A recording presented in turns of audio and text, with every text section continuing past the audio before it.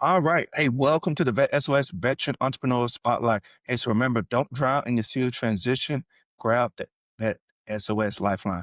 Hey, the Veteran Entrepreneurial Spotlight is proud to be affiliated with the Neil Haley Show and sponsored by Spirit Point Solution. So what exactly is Spirit Point Solution? It's your one-stop shop for leading edge products, services, and training from multiple vendors. That starts from your AI all the way to corporate gifts and so much more. They're everything you need to help your business thrive in the modern economy. So check out all the valuable offerings at spearpointonline.com. Say that again, spearpointonline.com. And remember to use our code, because anything you buy there or purchase there will help us continue our mission of improving the lives of those who have served. So today's show, we have a very special guest today. We have the pleasure of sitting down with Mr. Gene Moran, founder and president of Capital Integration. He's an expert on federal defense lobbying, measuring his clients' results in billions of dollars. I said it with a big billions. These policy initiatives have been implemented by Congress, the president, and the executive branch. His pursuit of innovation has garnered multiple accolades, including being named twice as top lobbyist by the National Institute for Lobbying and Ethics, the Society for Advancing Consulting, Consultants of the Year, inductee in the $1 Million Consulting Hall of Fame, and multiple times as top-performing lobbying firm by Bloomberg Government. He is a published author of 7 books, university professor at FSU, and previously served as a captain in the United States Navy, where he commanded both a cruiser and a destroyer. How you doing today, Gene? I'm great, Maurice. Thanks for that intro. Good to be with you. Absolutely, man. You've had so many accomplishments, but today I want to hop into your transition. So now, looking back at your transition, I mean, you're a captain, you command a ton of ships. What would you say will be the 3 biggest lessons you learned making that transition from that military lifestyle to a civilian life, and how did this shape you into where you are today? Yeah, those are great questions, and they're ones that everybody has to deal with. Mhm. I would say, looking back on it now, I retired in 2008, so I'm well into it and into my 3rd career now. But some of the things that seem obvious in retrospect are easy to rationalize as you're transitioning. I had a pretty easy easy time landing a job right out of active duty. I think most people generally do, but it's easy to land the wrong job, and it's difficult to properly put a value on what your real value proposition is to a new company. So Mhm. that's one thing, is figuring out what really is the right fit and what is the right value. A learning point I had a couple of years after the transition was the recognition that I needed to be investing in myself more than I was. When we're on active duty, Uncle Sugar is investing in us in a variety of ways, sending us to Absolutely. schools, teaching us, we're learning, we're being promoted. But in the corporate world, it doesn't work like that. You really have to do it for yourself. And then I think number 3 is the word fulfillment is one that I've come to use a lot. Mhm. You will know when you're in the right position, when you're feeling that sense of fulfillment, that the work feels valuable, your contributions are meaningful, and you're satisfied professionally. I think the word fulfillment is a good one to use. Got you. So, I mean, and you got out at a weird time. I mean, 2008, the world it was a crazy time. So We you know just what? crashed. Talk to me about that. I had friends who were in the corporate world at the time, not in the defense space, Mhm. but the corporate world was definitely feeling the influence of the recession that was upon us. Defense didn't feel that for a couple of years. It lagged by a little bit. So I Got was you. fortunate to be able to go right into a corporate job in the Washington area for several years and kind of ride that storm out a little bit. Um, but then I went out to form my own consulting company in 2013, which also wasn't a great time in defense if you think about it, because the concept of sequestration was upon us, and that Mhm. was where the government was trying to skinny down the defense budget by about $50 billion per year, Mhm. and it was a challenging time. But if you look across the last 100 years, in any 5-year window, there are challenging times. And, you just put your head down and work through it. Absolutely. Absolutely. Now, I mean, I guess with you going through that, making that transition during that time, what was that thing that sparked up for you to be an entrepreneur? I mean, you know, by staying in that safe corporate space of having because I'm sure you were in there for maybe a couple of years and then Yeah, things started to yeah. get better. It, What was it that spark to say, okay, hey, I want to leap out, take a leap of faith and say, hey, I'm going to do an entrepreneur's route? Yeah, it was a learning point for me. I was at about the 5-year mark as a corporate lobbyist. So I had learned a little about Congress while I was on active duty, and I had served in some jobs that gave me exposure to Congress while on active duty that made me attractive in the corporate world. So transitioning to a corporate job was not so difficult for me. Um, but because I was in a corporate job in Washington, I saw a lot of company presidents who would come to Washington to promote a platform. We have supplier days in the defense world where people who have components on the big platforms come to town and they try to tell Congress why those platforms are important in their district. And I came to recognize that many of those company presidents didn't really have a good understanding of how Washington works. Mm, And I knew I could be someone who could translate that for them. And I was inspired. I saw opportunity, and I had the opportunity in our corporate organization to make the jump, and I did. And I said, I'm going to give it a year and see how it goes. And that was 13 years ago, and it's gone quite well. got you. Got you. So basically, I mean, for our listeners out there, you saw a problem that you knew you could solve, and you said, let me turn this into a business, essentially. Exactly. Now, lobbying is somewhat specialized, but it's not a high barrier to entry, believe it or not. Consulting is not a high barrier to entry. And you will Mhm, see that there are many, many people who are consulting, but they're not doing it with a great system in mind. And so they go and they form an LLC and they'll hang their shingle and they'll say, my services are available to you, but they don't know how to present themselves to the market. And as a result, they often underperform and mhm, are sub-optimized. They're not making as much money as they could. I saw that in my corporate time, there were many consultants who were consulting for our company who were guilty of that same problem. They weren't really presenting themselves well. They could have done much better for themselves and for the company. But when you learn how to consult as a business and invest in some help, I invested in some serious coaching, and I mean very high priced coaching, mhm. and that's a mindset that a lot of veterans have to get over. Is that you might need to spend a little money on yourself to make Yeah, yourself even more valuable in the market. I did that, and it has paid off many, many times over. absolutely. Absolutely. I definitely agree with you on that because I'm definitely one of those that kind of fell victim to it, not knowing should I pay this money? Like you're saying, I mean, coaching isn't a cheap thing to pay for. So getting that coaching kind of puts you light years ahead of a lot of other entrepreneurs that are in the business. And it gives you that, I guess I would say that special sauce to know exactly what to have and what you need to run a successful business. When you agree to that. Yeah, yeah, and I'll add to that, Maurice. I get asked a lot, how did I learn how to land clients? I had to learn a little about sales, Hmm. and I think in the military it's easy to be dismissive of sales and say I don't want to be a salesperson.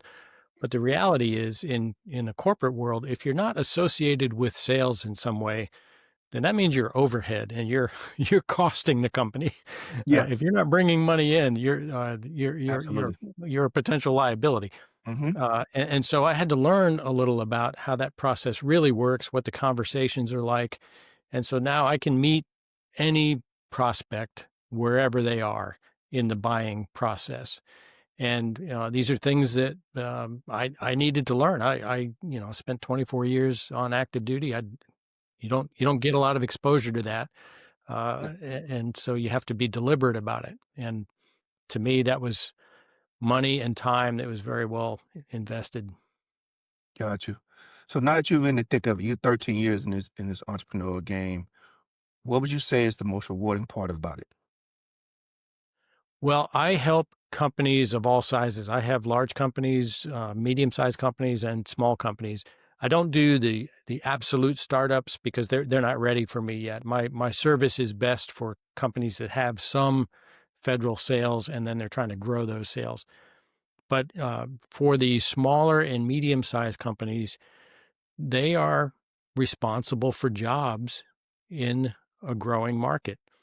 And the pressure on somebody who's responsible for not only generating a profit, but for keeping people gainfully employed and the families that are dependent on that, there's a lot of satisfaction that comes with helping companies achieve their financial objectives. I also work with large companies where I'm a cog in a bigger piece of the machinery, and Hmm. I need to know where I fit and how I can best help them. But I get to be a part of some pretty big wins as a result of that. I also work with some trade associations where their reach is across an industry where they have hundreds, if or in one case thousands of members, and I'm helping them uh, provide the most value to that large number of companies. So those are all different forms of fulfillment where I'm getting the vicarious success of the company that I support, and that has meaning to it. Got Closer you. to my own business, it's important for me to be, operating profitably, which is not too difficult to do as a single consultant. But I have financial goals, and I'm trying to do things with my business that are unique. I've done a lot of things to differentiate myself. You rattled a few things off at the introduction. Those are all business efforts to be different than the guy next to me or the gal next to me who's also capable of selling service to other people. Gotcha. Okay. Now, but we know now being an entrepreneur, both of us entrepreneurs ourselves, it's not always sunshines and rainbows. And I mean, we saw that even with the government for the past almost 2 months when it was shut down. For you, what's been the most frustrating and hardest part about the journey, and how have you dealt with it? Honestly, for me, the frustration is watching uh, people that I respect on a personal level who are in office, maybe Hmm. elected office, who are struggling with this environment that we're in, where the politics are so much a part of the decision making right now. A Mm, lot of my work involves interacting with Congress. It's very frustrating to see people who I know and who I know better are having a hard time standing up for what they know to be a national security concern. Um, I like to think that this is a pendulum in motion and that it will come back, and that people are trying to figure out what are the limits of this pendulum and how far will it go. Um, but that's been a bit frustrating. During the shutdown, one of the things that I help my clients do is interpret the environment. So hmm. I'm not so worried that they're going to drop me because they're not being paid, because I bring value to them and understanding what the heck is even going on. And this is an environment that most of us have never seen before. We've seen shutdowns, but not like this, and we've not seen Yeah. them with this compounding effect of the political dynamic and the change in the international playing field. There's a lot in motion right now. Uh, Yes. I have a PhD in public policy. That was another differentiating pursuit of mine that I pursued after active duty. Uh, I feel quite knowledgeable to be able to describe what should be versus what is, and what are the possibilities that are in front of us in terms of a 30, 60, 90-day outcomes, and then what might that look like over the course of the next year. These are a variety of ways that I bring value to clients. So I don't fear that, hey, I may not get paid. I have pretty strong relationships in place. But if you're selling to the government Hmm. directly, and there are a lot of entrepreneurs and veterans that do that. That is a crunch. And Yeah. what people are learning is that you absolutely have to have some safety plans in place for cash flow. Yeah. Companies go out of business when they run out of cash. It's Yep. not difficult to run out of cash when times get tough like that. So you have to have some forethought about how you've prepared yourself for whatever the eventuality might be. That could be some form of headwind. Gotcha. So now, when you transition out, or when you transition from being in the corporate space to going into entrepreneur, did you reach back and do any type of business or veteran programs, mentorships, or join any communities that help you launch a business? And if so, what were they that helped you out? Yeah, I did not. Uh, my experience with the transition from active duty was that the people giving counsel weren't speaking from a place that they had ever been. Mm, They now that may have changed by now, but at the time, these were not people that had business experience. I did not place high value in what that transition education was about.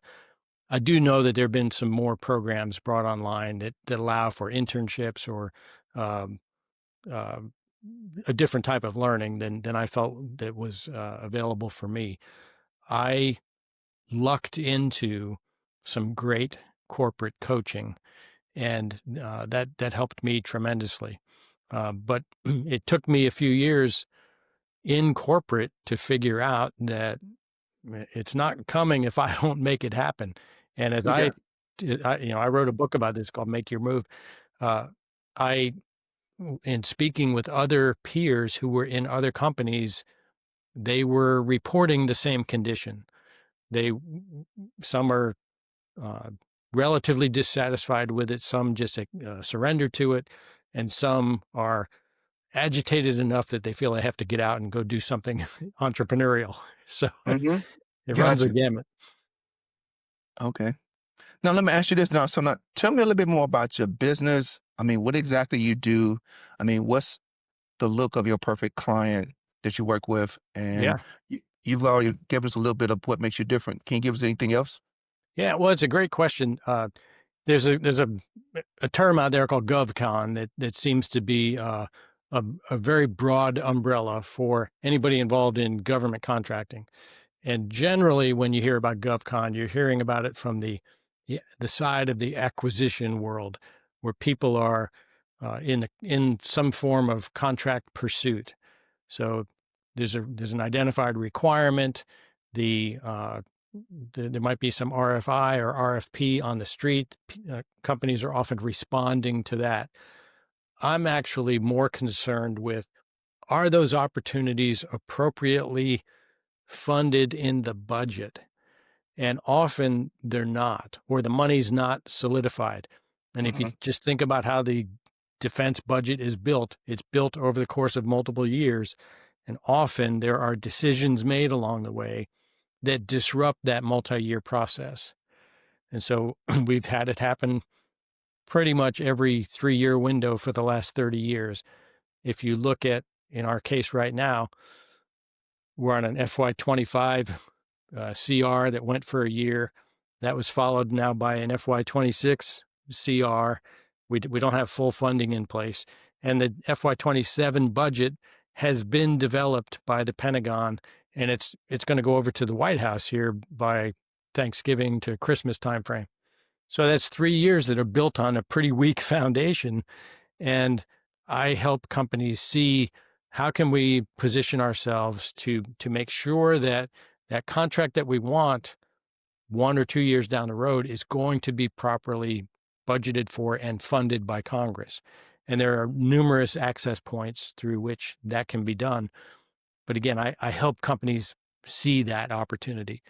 So for a company to want to work with me, they need to be uh, in the sales process. They need to be selling to the government, and that typically means that they have comfortable cash flow.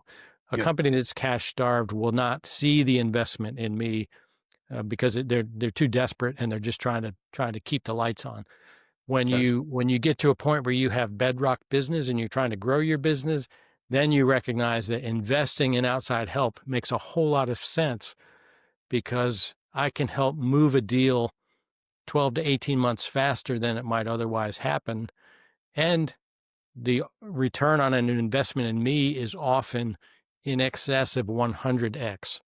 There's Wow. nothing else in a company that can produce that kind of return on investment.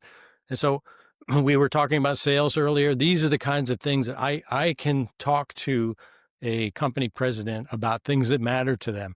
How profitable are they? How can they get to these bigger objectives? How do they grow their business? And I understand what are the pieces of fuel that can help them get there. Often companies that are working with me, believe it or not, they might need some adjustment to their strategy. They might not have a sound strategy. I've now done this enough that I can identify that very quickly and help them get on track. Got you. Got you. Yeah. So for anyone that wants to get in touch with you, connect with you, where should they go? Yeah. And thanks for the question. Another differentiator out there, I have a highly dynamic website, genemoran.com. There's all sorts of ways to learn about me and what I can do on that website. There are also free offerings available on the website. You can download material. You can access my online course through that website. There are ways to learn about this process on your own, so that when you are ready to work with me, it's an easy connection point. And send me an email. We'll have a call, and I talk through what your objectives really should be. Super easy. GeneMoran.com. Got you. And that is GeneMoran.com. Correct. GeneMoran.com. So Correct. you guys go ahead and connect with Gene. And want to thank Gene for joining us on today's show, VET S.O.S. On behalf of the VET S.O.S. family, we'd like to thank everyone for joining us as well. You can find the VET S.O.S. podcast on all your favorite platforms, YouTube, and all social media platforms as well. And make sure when you go on those sites, subscribe and follow VET S.O.S. so you don't miss anything like this amazing interview we had today with Gene. So anything else you want to leave the listeners with today before we head out of here, Gene? Think bigger. Invest in yourself and think bigger. Absolutely. Think big. And that's all we have for you today.